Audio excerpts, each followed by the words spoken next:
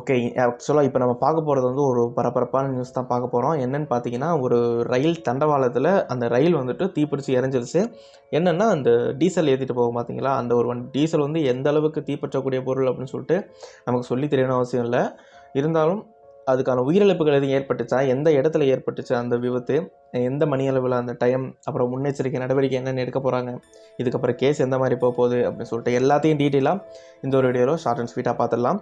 Okay, first சம்பவம் நடந்த இடம் மற்றும் நேரம் அதை நம்ம டீட்டெயிலாக பார்த்துடலாம். ஃபஸ்ட்டு வந்துட்டு இது எங்கே நடந்துச்சு அப்படின்னு பார்த்தீங்கன்னா, சென்னை அருகே திருவள்ளூர் பார்த்தீங்களா, அந்த திருவள்ளூர் பக்கத்தில் இருக்கிற ஒரு தண்டவாளத்தில் தான் இந்த ஒரு சம்பவமான நடந்திருக்கு. எப்போன்னா காலையில் கரெக்டாக 5:30 ஜூலை 13, 2025, அதாவது இன்றைக்கி இப்போ நான் பேசிகிட்டு இருக்கேன் பார்த்தீங்கன்னா, இந்த டேட்டில் மார்னிங் வந்துட்டு 5:30 அந்த டைமிங்கில் நடந்திருக்கு. ஓகேவா.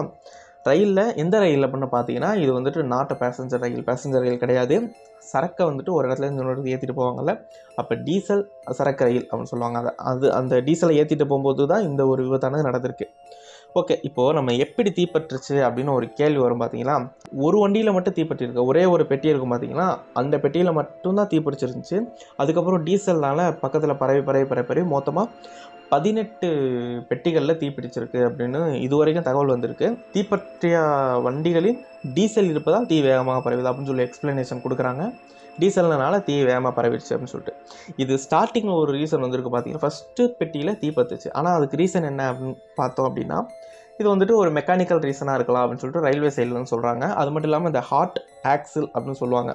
அது என்ன அப்படின்னு பார்த்தீங்கன்னா, வண்டி சுழற்சி பகுதியில் வெப்பம் அதிகரித்தல். இந்த வண்டி கீழே சுத்தம் பார்த்தீங்களா, அந்த பகுதியில் ஹீட் வந்து அதிகமாக ப்ரொடியூஸ் ஆனனால ஈஸியாக தீ பற்றிருக்கலாம் அப்படின்னு சொல்லிட்டு ஒரு ரீசன் சொல்கிறாங்க. நெக்ஸ்ட் வந்து தீயணைப்பு நடவடிக்கைகள் நடந்துருச்சு. இந்த மாதிரி சுச்சுவேஷன் அதில் என்னென்னலாம் நடவடிக்கை எடுத்தாங்க தீயணைப்பு வீரர்கள் அப்படின்னு சொல்லிட்டு பார்த்துடலாம். 18 தீயணைப்பு வாகனங்கள் வந்துட்டு பயன்படுத்தப்பட்டது. கிட்டத்தட்ட 18 தீயணைப்பு வாகனங்கள் வந்து அந்த தீப்பற்றிச்சு பார்த்தீங்களா, அதை அணைக்கிறதுக்காக பயன்படுத்தியிருக்காங்க. ஓகே, நல்ல விஷயம். தீ கட்டுப்பாட்டுக்கு கொண்டு வர 7 மணி நேரம் ஆயிடுச்சு.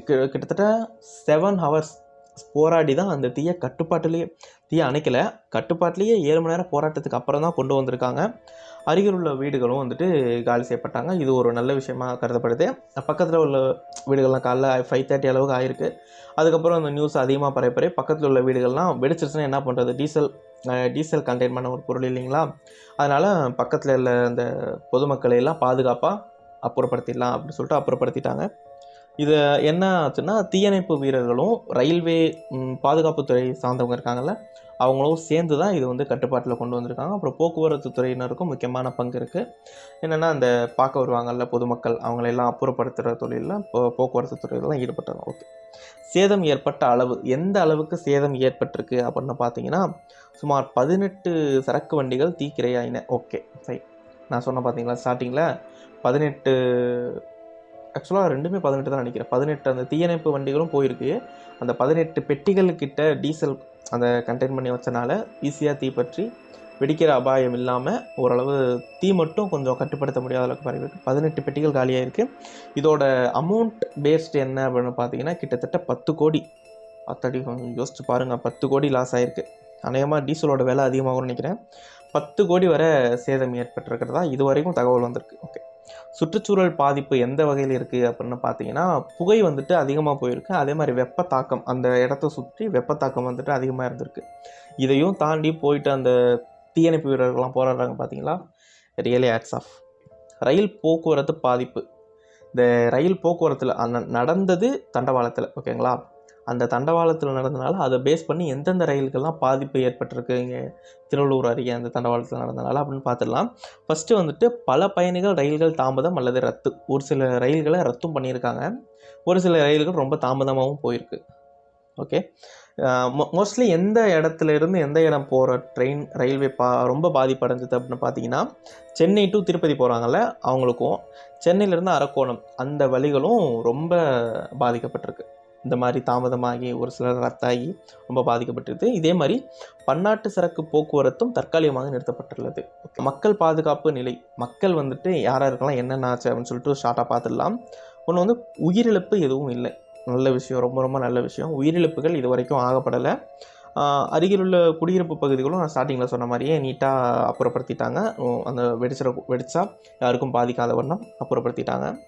போக்குவரத்து போலீஸார் வந்துட்டு மக்கள் இயக்கத்தை அந்த இடத்துல மக்கள் யாராவது போயிட்டு வந்தாங்க அப்படின்னா கொஞ்சம் விலைக்கு போங்க, இந்த மாதிரி இருக்குது அப்படின்னு சொல்லிட்டு போக்குவரத்து துறையினர் வந்துட்டு மக்களை அப்புறப்படுத்துறதுல முக்கிய பங்கு வச்சுருக்காங்க.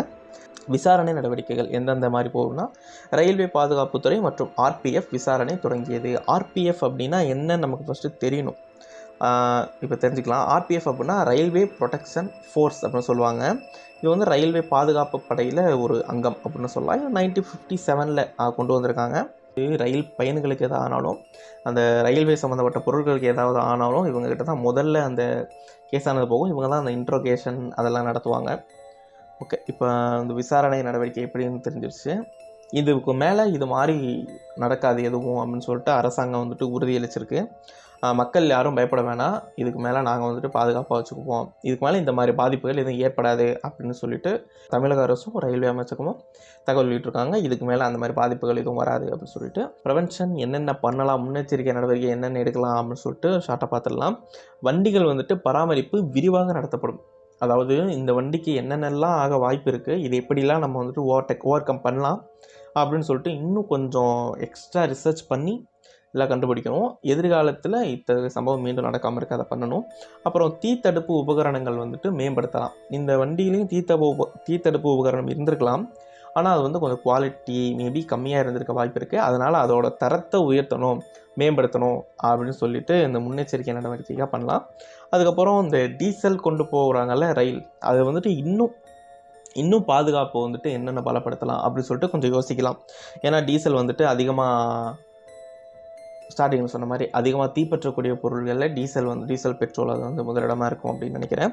அடுத்ததான் என்ன அப்படின்னு பார்த்தீங்கன்னா, இது மாதிரி சம்பவம் இதுதான் ஃபஸ்ட்டு நடந்திருக்கா அப்படின்னு கேட்டிங்கன்னா இல்லை. இது மாதிரி என்னென்ன சம்பவங்கள் நடந்திருக்கு அப்படின்னு சொல்லிட்டு ஒன்று ஒன்றாலும் பார்த்துடலாம். இப்போது 2023 போன வருஷத்துக்கு முந்தின வருஷம் மதுரையில் ரயில் பயணி கோச்சில் தீ விபத்து. அதாவது ஆகஸ்ட்டு 26 2023 அப்போ பெரிய நியூஸாக வேறு ஆச்சு. மதுரையில் அந்த பயணி கோச் போயிருப்பாங்கள்ல, அங்கே வந்து தீ விபத்தாயிருக்கு. இதில் வந்துட்டு ஆக்சுவலாக 9 பேர் வந்துட்டு பலியாகிருக்காங்க போல். இந்த தீ விபத்தில் 9 பேர் பலியாகிருக்காங்க. மேலும் 20 பேர் வந்துட்டு காயமடைஞ்சிருக்காங்க. அதுக்கப்புறமா இந்தியாவில் இது மாதிரி வேறு தீ விபத்து எங்கே நடந்திருக்கு அப்படின்னு பார்த்தீங்கன்னா, 2003 லதோவால் அப்படிங்கிற ஒரு இடத்துல இந்த ஃபோர்டில் மெயில் ரயிலில் ஃப்ளாஷ் ஃபயர் ஆகிருக்கு. இதில் வந்து 39 பேர் வந்துட்டு உயிரிழந்திருக்காங்க. மிகப்பெரிய ஒரு பாதிப்பாக தான் இருக்கும் போல். அப்போ 2012 பெனுகோண்டா அப்படிங்கிற ஒரு ஹாம்பி எக்ஸ்பிரஸ் நிறுத்தப்பட்ட சரக்கு ரயில் மீது மோதி இருக்குது. அது வந்துட்டு 25 பேர் பலியாகிருக்காங்க 2012. அப்புறம் 2011 ராஜதானி அப்படிங்கிற இடத்துல வந்துட்டு பயண ரயிலில் 3 கோச்சுகள் தீப்பிடித்து 3 கோச்சுகள் சம்மந்தமே இல்லாமல் தீப்பிடிச்சிருக்கு.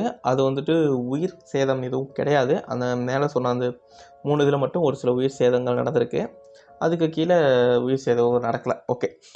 ஸோ இது மாதிரி முன்னெச்சரிக்கை நடவடிக்கைகள் கண்டிப்பாக எடுக்கணும். இந்த மாதிரி விபத்து இதுக்கு மேலே ஆகாத வண்ணம் அப்படின்னு சொல்லிட்டு எல்லாரோட விருப்பமாகவும் இருக்குது. ஃபைன். இது மாதிரி ஏதாவது டீசல் வண்டி பற்றி எரிஞ்சிச்சுன்னா அது பக்கத்தில் போகாதீங்க. ஏன்னா எப்போ வேணால் வெடிக்கக்கூடிய அபாயங்கள் இருக்குது. ஸோ இதுதான் நடந்திருக்கு இந்த ஏரியாவில். தேங்க்யூ ஃபார் வாட்சிங். This is Chris thoughts Tamil. இந்த மாதிரி ட்ரெண்டிங்கான விஷயங்களும் அப்பப்போ தெரிஞ்சுக்கணும் அப்படின்னா நம்ம சேனலை சப்ஸ்கிரைப் பண்ண மறக்காதீங்க. நம்ம நெக்ஸ்ட் ஒரு வீடியோவில் மீட் பண்ணலாம். Bye bye.